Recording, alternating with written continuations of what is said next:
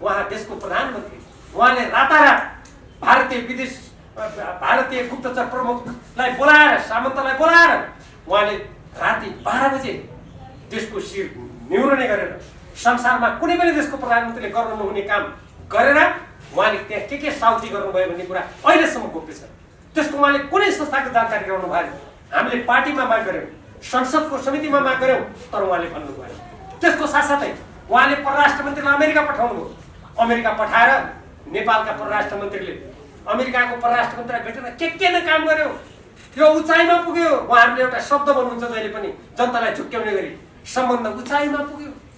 के हो त्यो उचाइ भनेको? उचाइ भनेको के थियो त भने अमेरिकाको होमल्यान्ड सिक्युरिटी भन्छ जसलाई, अर्थात् घरेलु सुरक्षा जो सैनिक नै हो, अनि त्योलाई नेपालमा भित्राउने गरेर उहाँहरूले पार्टनरसिप एग्रिमेन्ट अगाडि बढाउनु। हामीले संसदको अन्तर्राष्ट्रिय सम्बन्ध समितिमा परराष्ट्र मन्त्रीलाई बोलाएर भन्यौँ तपाईँलाई गोप्य सम्झौता गर्ने अधिकार छैन। नेपालको संविधान बमोजिम पनि तपाईँहरूले त्यो पार्टनरसिप एग्रिमेन्टका कागजपत्र यहाँ पेश गर्नुहोस् भनेर अन्तर्राष्ट्रिय सम्बन्ध समितिका सभापतिजीले परराष्ट्र मन्त्रीलाई पत्राचार गर्नुभयो, तर पनि उहाँले दिनु भएन। हामी जति बेला गत माघ महिनामा नेपाल कम्युनिस्ट पार्टी नेकपाको दोस्रो केन्द्रीय कमिटीको बैठक बसेर कार्यदल गठन भयो, त्यसको प्रमुख पूर्व प्रधानमन्त्री तथा हाम्रो पार्टीका वरिष्ठ नेता झलनाथ खनालजी हुनुहुन्थ्यो। म स्वयं सदस्य थिएँ र परराष्ट्र मन्त्री प्रदीप दिवालीजी सदस्य हुनुहुन्थ्यो। हामीले पटक पटक परराष्ट्र मन्त्रीलाई भन्यौँ तपाईँले गरेको त्यो साझेदारी सम्झौता अर्थात् पार्टनरसिप एग्रिमेन्ट भन्यो के हो, त्यसका कागजात दिनुहोस्। तर उहाँले कहिले दिनु भएन। कहिले भन्नुभयो रक्षा मन्त्रालयसँग छ, कहिले भन्नुभयो त्यो खोज्नुपर्छ, कहिले भन्नुभयो दिउँला। म सम्पूर्ण देशभक्त नेपालीहरूलाई तपाईँ पत्रकार साथीहरू मार्फत आह्वान गर्न चाहन्छु, यो सरकारका प्रधानमन्त्री केपी शर्मा ओलीजीले नेपालको संविधान विपरीत, नेपालको स्वतन्त्र परराष्ट्र नीति विपरीत अमेरिकासँग गरेको साझेदारी सम्झौता के हो त्यो दिनु पर्यो। म खास गरी ऋषिजी हाम्रो यस्ता कुराहरू खोताउनुहुन्छ धेरै, उहाँ मार्फत तपाईँहरूले पनि धेरै कुराहरू थाहा पाउनुहुन्छ। यो साझेदारी सम्झौता देशभक्त नेपालीहरूले माग गरेका छन्। मैले उहाँहरूको आवाजलाई मुखरित गरेको छु। यी मैले घटनाक्रम किन बताएको भने उहाँका वरिपरि बस्नेहरू उहाँ स्वयं के भन्नुहुन्छ भने मलाई काम गर्न दिएन, अरू काम गर्न नदिएको होइन। उहाँलाई यस्तै राष्ट्रिय हित विपरीत, नेपाली जनताको हित विपरीत गर्ने काममा हामीले खबरदारी अवश्य गरेका हौँ, तर अरू सरकारको काममा उहाँलाई के चाहिँ हामीले गर्नु दिएनौँ। उहाँले के राम्रा काम गर्नु खोजेर दिएनौँ हामीले। उहाँले रेल ल्याउँछु भन्नुभयो, हामीले विरोध गरेका छौँ। यद्यपि त्यो रेल अहिले कात्रो ओढाएर राखिएको छ। तपाईँले संसारमा कोही त्यत्रो करोडौँ रुपियाँ लगानी गरेको रेल, त्यसका कतिपय फलामहरू आज चोरी हुँदैछन्, कात्रो ओढाएर राखेको देख्नु भएको छ। उहाँले के गर्नुभयो त्यो रेल ल्याएर कात्रो ओढाएर? हाम्रो करोडौँ करोड रुपियाँ दिन कुनै चोरी भएर बगेर गइरहेको छ। हामीले रोक्या तैपनि हामीले रोकेनौँ। उहाँले जहाज चलाउँछु भन्नुभयो, हामीले के विरोध गर्यौँ? उहाँले त्यसपछि गएर काठमाडौँलाई हामी एकदम मेट्रो रेल चलाउँछु भन्नुभयो, हामी आकाश रेल चलाउँछु भन्नुभयो, हामी कसरी विरोध गर्यौँ? उहाँले रातारात म झिलिमिली पार्छु भन्नुभयो, हामीले विरोध गर्यौँ। हामीले कुनै पनि देशको लागि, जनताको लागि गर्ने काममा हामीले विरोध गरेका छैनौँ। निजगढ विमानस्थल बनाऊ भनेकै छौँ, पोखरा विमानस्थल बनाऊ भनेकै छौँ, भैरवा विमानस्थल बनाऊ भनेकै छौँ, तर हामीले त्यस्ता कुराको अवश्य विरोध गरेका छौँ, अहिले पनि गर्छौँ। भविष्यमा देशभक्त नेपालीले गरिरहनेछन् जो नेपालको स्वतन्त्र परराष्ट्र नीति विपरीत छ, राष्ट्रघाती छ, जनघाती छ, संविधानको विरुद्धमा छ, लोकतन्त्रको विरुद्धमा छ। त्यो कुरा त गर्नै पर्यो नि। अब म यसमा लोकतन्त्र जोड्न चाहन्छु। मेरो हातमा नेपालको संविधान छ। यद्यपि यो नेपालको संविधान प्रत्येक नेपालीले पढेका छन् भन्ने मलाई विश्वास छ। उहाँले हठात प्रत्येक सभा विघटन गर्नु, उहाँले संविधानको धारा 76 बमोजिम विघटन गरेको भनेर भन्नुभएको छ।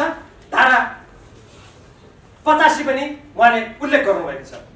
यो धारा संविधानको धारा 76 मा नेपालको प्रधानमन्त्रीले प्रतिनिधि सभा विघटन गर्ने कतै पनि अधिकार छैन। म चुनौतीका साथ केपी शर्मा ओलीजीले राम्ररी सुन्ने गरी भन्न चाहन्छु, यदि उहाँले जुन विगतमा मैले जेल परेँ, म राजनीतिकमा एकदम मैले जे बोले त्यो हुन्छ भनेर उहाँ भनिरहनु भएको छ, हामीले पनि सम्मान गरेकै थियौँ। उहाँ पनि एउटा जिल्लाबाट जितेर आउनु भएको एउटा निर्वाचन क्षेत्रबाट, उहाँ कुनै देशभरिबाट प्रधानमन्त्री प्रत्यक्ष निर्वाचित होइन, हामी पनि एउटा निर्वाचन क्षेत्रबाट जितेरै आएको।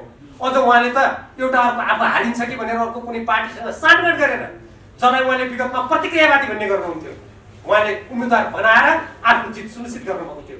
त्यहीबाट मलाई अलिकति त शङ्का लागेको थियो, उहाँमा अलिक पदोन्मुखता छ कि उहाँ पदको लागि अहिले विपक्षी अर्को राजनीतिक दलको मान्छेलाई उम्मेदवार बनाएर चाँजोपाँजो मिलाउने, कतै भोलि भविष्यमा धोका दिनुहुन्छ कि भन्ने त भित्र मनमा त परेको थियो।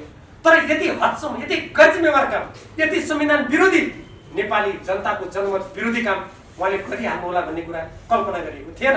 यो संविधानको धारा 76 को जुन उहाँले हवाला दिनुभएको छ, यो संविधानको धारा 76 ले उहाँलाई संविधान बमोजिम प्रतिनिधि सभाको विघटन गर्ने अधिकार छैन। जति बेला हामीले संविधान निर्माण गर्यौं, म संविधान मस्यौदा समितिको सदस्य, हामीले संविधान निर्माण गर्दा उहाँ समेत उपस्थित भएको बैठकमा उहाँले समेत नेपालमा धेरै राजनीतिक अस्थिरता भयो, एउटा कुनै प्रधानमन्त्रीलाई सनक चढ्यो भने जनतालाई करोडौं रुपियाँ घाटा पारेर, राष्ट्रलाई अप्ठ्यारो पारेर संसद विघटन गर्ने प्रचलनलाई रोक्नुपर्छ, त्यसकारण प्रधानमन्त्रीलाई यो अधिकार दिनुहुन्न भन्ने स्वयं त्यति बेलाका संविधान सभाका सदस्य केपी शर्मा ओली पनि हुनुहुन्थ्यो। आज उहाँको त्यो वचन कहाँ? मलाई कहिलेकाहीँ पत्रकार साथीहरूको बिचमा देशवासीको अगाडि उभिएर यो कुरा भन्नुपर्दा अप्ठ्यारो पनि लाग्छ।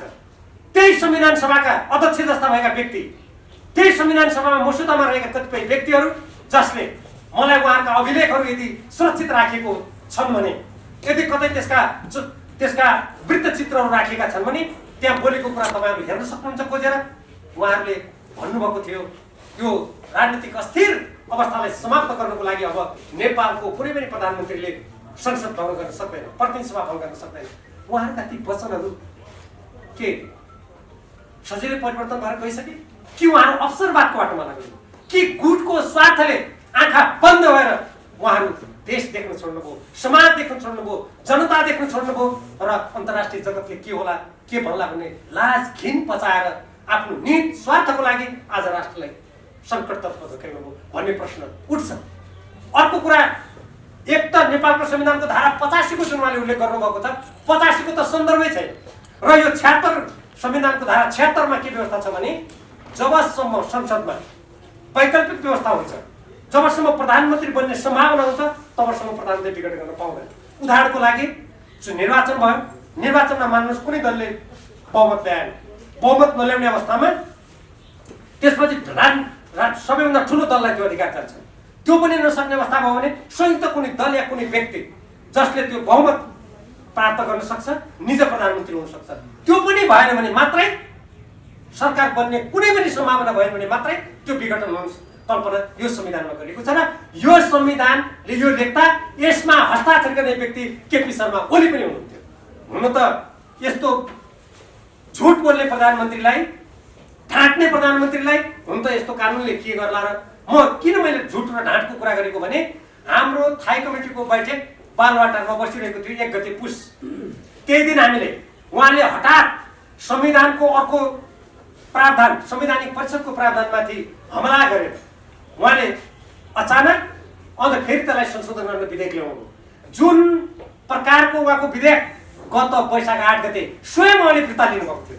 हामी कल्पना गरौँ, म देशवासीलाई पनि भन्न चाहन्छु पत्रकार साथीहरू मार्फत, कस्तो देशको प्रधानमन्त्री हो जसले गत वैशाख 8 गते यो अब सबैले जनताले विरोध गरे भनेर फिर्ता लिनुभयो भने त्यही विधेयकलाई उहाँले पुस 1 गते ल्याउनु। अब उहाँले पुसको यो मक्सिरको अन्तिममा उहाँले फेरि त्यो ल्याउनु। हामीले पुस 1 गते 83 जना प्रतिनिधि सभाका सदस्यहरूले राष्ट्रपति कार्यालयमा समावेदन दियौँ। त्यसमा म स्वयं, हामी 2 जना प्रतिनिधि सभाका सदस्यहरू मसहितको संलग्नतामा हामी राष्ट्रपति कार्यालयमा दर्ता गर्न गयौँ। म राष्ट्रपतिलाई प्रश्न गर्न चाहन्छु, राष्ट्रपति कार्यालय भनेको प्रतिनिधि सभाका 83 जना सदस्यहरूले यो नेपालको संविधान बमोजिम समावेदन दिनु गएपछि उहाँ दर्ता गरिदिनु भन्ने उहाँ संवैधानिक राष्ट्रपति हो कि उहाँ केपी शर्मा ओलीजीको मात्रै राष्ट्रपति हो कि उहाँ एउटा कुनै गुटको मात्रै राष्ट्रपति हो कि या उहाँले हाम्रो समावेदन दर्ता गर्नु पर्थ्यो? यो नेपालका कानुनविदहरू, पत्रकार साथीहरू, लोकतन्त्रमा विश्वास गर्ने नेपाली जनता, देशभक्त नेपाली जनताले उहाँलाई सोध्न पर्छ यो प्रश्न। म 6 घण्टा हामीहरू त्यहाँ बस्यौँ, तर त्यही दिन पुस 1 गते बालवाटारमा नेकपा, नेपाल कम्युनिस्ट पार्टी नेकपाको थाई कमिटीको बैठक बसिराखे हुनाले त्यो बैठकलाई प्रधानमन्त्रीले भन्नुभयो अब म अध्यादेश फिर्ता लिन्छु, प्रतिनिधि सभा विघटन पनि म गर्दिनँ, अब पार्टीसँग सहमति गरेर काम गर्छु।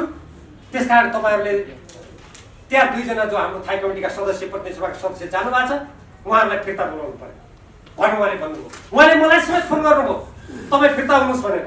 मैले भने मैले फिर्ता किन हुने, म फिर्ता यदि मलाई चाँडै फिर्ता हो भने तपाईँको भनाइ हो भने राष्ट्रपतिजीलाई तपाईँले फोन गरेर तुरन्त दर्ता गर्नु अनि उहाँहरू आउनुहुन्छ भन्नुहोस् तपाईँ भनेको थिएँ मैले।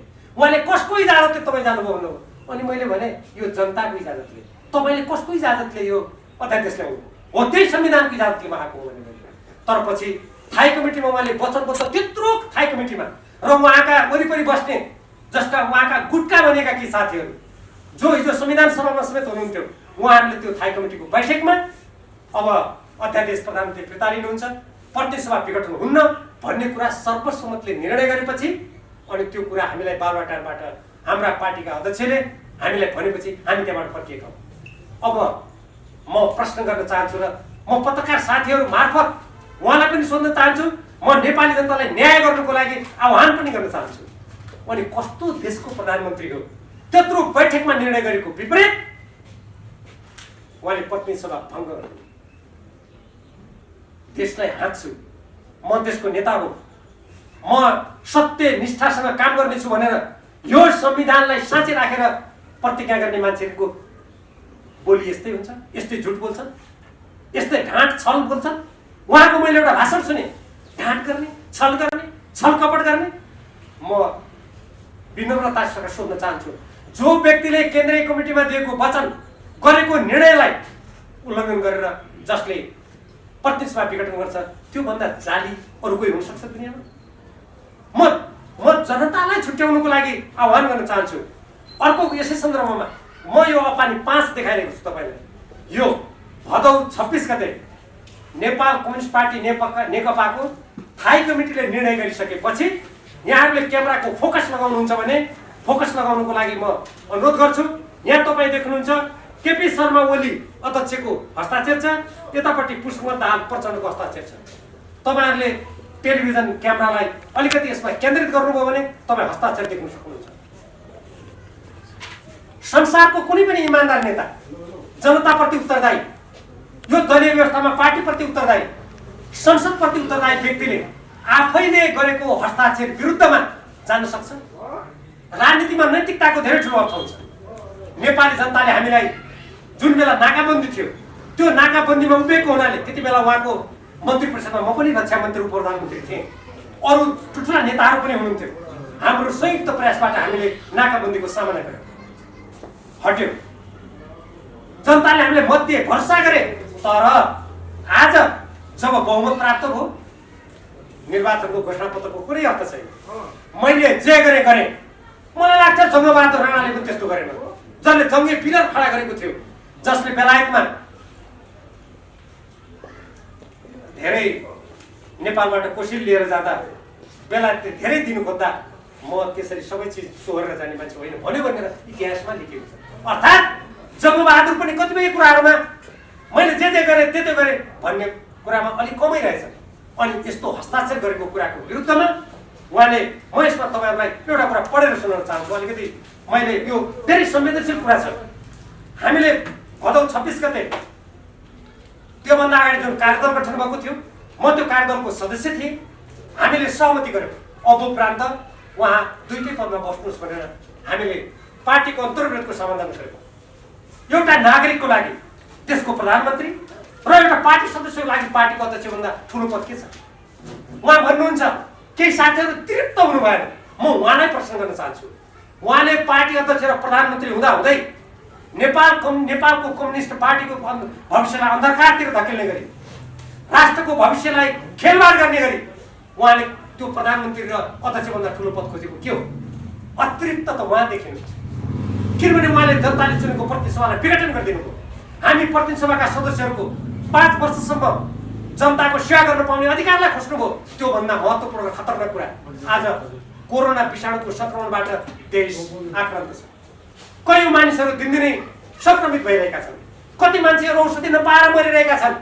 बेरोजगारहरू चिच्याइरहेका छन्। हाम्रा व्यवसायहरू चौपट छन्। शिक्षण संस्थाहरू खुलेका छैनन्। उहाँका अर्थमन्त्री विगतमा एकजना हुनुहुन्थ्यो जसले एमसीसीसँग सम्बन्धित सम्झौता संसदमा विचाराधीन रहेको बेलामा संसदको विशेषाधिकारलाई हनन गरेर नेपाल राष्ट्रलाई घात गर्ने गरी उहाँले गोप्य रूपमा कार्यान्वयन सम्झौता गर्नु। तिनी अर्थमन्त्रीले भन्नुहुन्थ्यो हामीसँग पैसा कम छ, अर्का अर्थमन्त्रीले भन्नुहुन्छ हामीसँग पैसाको अभाव छ। अनि उहाँहरूले अवधि नपुग्दै नेपाल जस्तो देशमा 5 वर्ष लागि निर्वाचित भएको प्रतिनिधि सभालाई भङ्ग गरेर कोरोनाको उपचारसँग उहाँलाई कुनै चिन्ता छैन। हुनु त त्यसको लागि औषधि उपचार ल्याउनुको लागि ओम्नी जस्ता भ्रष्टाचार काण्ड गर्नेको लागि त हुन त यसले के छोयो होला र। हुन त मैले कुरा उठाउनु पनि त्यति यो कुरा उठाएको कुराले पनि यस्ता व्यक्तिलाई कति छुन्छ म आफै त्यसमा अलि मलाई संशय छ।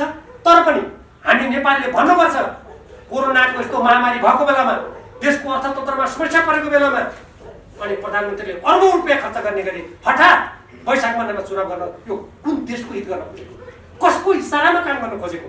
कतै बालुवाटारमा राति आधा राति आउने पार्टीको विदेश विभागलाई थाहा छैन, पार्टीका नेताहरूलाई थाहा छैन। सरकारले कुनै पनि पार्टीको व्यक्तिलाई आमन्त्रण गर्दैन। पार्टीको व्यक्तिलाई आमन्त्रण गर्नु पर्यो भने पार्टीले गर्नुपर्छ, सरकारको मान्छेलाई आमन्त्रण गर्नु पर्यो भने सरकारले गर्छ। तर ती सम्पूर्ण कुरा मिचेर उहाँले एउटा विदेशी पार्टीको व्यक्तिलाई पनि रात बालुवाटारमा गोप्य सन्ति गर्नुभयो। कतै यी पाइलाहरू नेपाल जुन स्वाभिमानका साथ उभिनु खोजेको थियो, नेपाल कम्युनिस्ट पार्टीले स्वाभिमानपूर्वक उभिनुको लागि आवाज उठाएको थियो, नेपाली जनताले साथ दिएका थिए, कतै त्यसलाई खत्तम पार्नुको लागि त्यसमाथि प्रहार गरेको त होइन। यो गम्भीर प्रश्न नेपाली जनताले आज समीक्षा गर्नुपर्ने कुरा छ। मैले तपाईँलाई अन्तर्पार्टी यो निर्देशनको 5 को म अलिकति सानो कुरा म पढेर सुनाउँछु भनेको थिएँ। हाम्रो यसमा पद्धति संस्थागत प्रणालीलाई सबल तुल्याउने भनेर लेखिएको छ। त्यसको सबभन्दा माथि भनेको छ सम्बन्धित सबै नेता कार्यकर्ता सदस्यलाई आफ्ना गल्ती कमजोरीहरूप्रति आत्मसमीक्षक र आत्मालोचित हुँदै भविष्यमा त्यस प्रकारका गल्ती कमजोरीहरू दोहोरिन नदिन निर्देशित गर्दछ। अतीतमुखी होइन, भविष्यमुखी भएर वर्तमानका चुनौतीहरूलाई व्यवस्था गरेर होइन, त्यसलाई सामना गर्ने सही निष्कर्ष र सार्थक योजनाका साथ अघि बढेर जनताले सुम्पेको अगाडा पुरा गर्दै मुलुकको उज्जवल भविष्य सुनिश्चित गर्ने सङ्कल्प गर्दछ। केपी ओलीजीको सही छ। आफैले लेखेको आफैले सही गरेको कुरामा निष्ठा नहुने व्यक्तिले म देश चलाउँछु अनि म अब 50% बहुमत ल्याएर जान्छु भन्ने योभन्दा हास्यास्पद तर्क केही हुन सक्दछ? र त्यस्तै गरेर यो विगतका अन्तर्विरोधहरू समाधान गर्नेदेखि लिएर अनि आन्तरिक विवादलाई कटुतापूर्ण र यदाकदा शत्रुतापूर्ण तहमा भट्काउन खोज्ने, पार्टी अनुशासनलाई गुट अनुशासन लिएर पार्टीलाई गुटले विस्थापित गर्न खोज्ने, गुटका अलग अलग बैठक बस्ने, निर्णय गर्ने र साथमा आरोप प्रत्यारोपमा उत्रिने जस्ता गलत अभ्यासहरूलाई कडाइका साथ नियन्त्रण गर्ने र पार्टीलाई अनुशासित र पार्टीभित्रको बहस विवादलाई विधिसम्मत र मर्यादित तुल्याउने प्रण गर्दछ। केपी ओलीजीले यसमा गरेको सही, उहाँले लेखेको कुरा, उहाँले जिम्मा लिने कुरामा कुनै नैतिकताको महसुस गर्नुहुन्छ कि? म प्रश्न गर्न चाहन्छु। त्यसबाहेक हेर्नुहोस्, यसमा एमसिसीको कुरा लेखेको छ, यसमा उहाँले कार्यकारी अधिकार प्रचण्डजीलाई दिने कुरा लेखिएको छ र त्यसपछि अब विवादका सम्पूर्ण कुरा निराकरण गरेर पार्टीको निर्देशनमा चल्ने कुरा लेखेको छ। तर उहाँ त्यो पार्टी फुटाउनुहुन्छ। मदन भण्डारी जीवित हुनुभएको भए के भन्न ठान्नुहुन्थ्यो होला? जहाँ उहाँसँग गाँसिएका व्यक्ति राष्ट्रपति भएको ठाउँमा 83 जनाले हस्ताक्षर गरेर लिएको समावेदन दर्ता हुँदैन। अनि अर्को कुरा यसै सन्दर्भमा म तपाईहरुलाई यो अध्यक्षद्वयको कार्यविभाजन र कार्याधिकार स्पष्ट गर्ने, यसमा पनि केपी ओलीजीले सही गर्नुभएको छ। यहाँ लेखिएको छ अध्यक्ष कमरेड केपी शर्मा ओलीले प्रतिनिधि सभाको यो कार्यकालभरि प्रधानमन्त्रीको जिम्मेवारीमा रहेर सरकारलाई नेतृत्व गर्ने र सरकारको काममा केन्द्रित हुने। र अर्को बुँदामा भनेको छ अध्यक्ष कमरेड पुष्पकमल दाहाल प्रचण्डले कार्यकारी अधिकार सहित पार्टीका बैठकहरूको सञ्चालन, निर्णयहरूको कार्यान्वयन र समग्र पार्टी कामको जिम्मेवारीमा केन्द्रित हुने।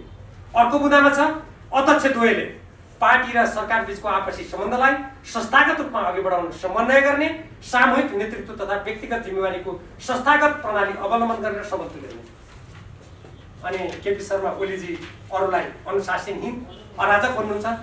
उहाँले आफै हस्ताक्षर गरेको यो दस्तावेजले भन्छ उहाँभन्दा बढी अराजक, उहाँभन्दा बढी गुटगत, उहाँभन्दा बढी स्वार्थी सम्भवतः अरू मान्छे भेट्न गाह्रै पर्छ भन्ने कुरा यो दस्तावेजले प्रमाणित गर्छ।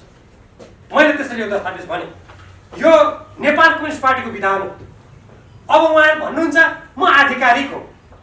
यो लोकतन्त्र हो। 1-2 दिन मानिसहरूलाई अम्बो ल्याउन सकिन्छ।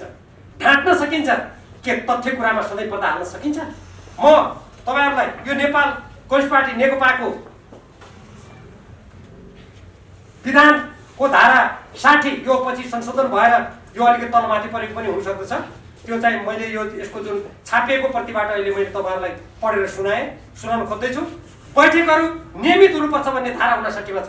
उहाँले कहिले पनि बैठक बोलाउन मान्नु भएन।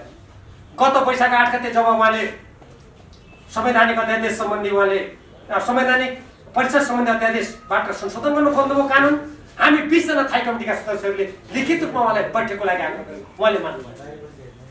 अनि जो व्यक्तिले पार्टीको बाध्यात्मक व्यवस्था छ, यहाँ कमिटीका 25% सदस्यले लिखित माग गरेको खण्डमा केन्द्रीय कमिटीको बैठक 1 महिनाभित्र र मातहत कमिटीको बैठक 15 दिनभित्र बोलाउनु पर्नेछ।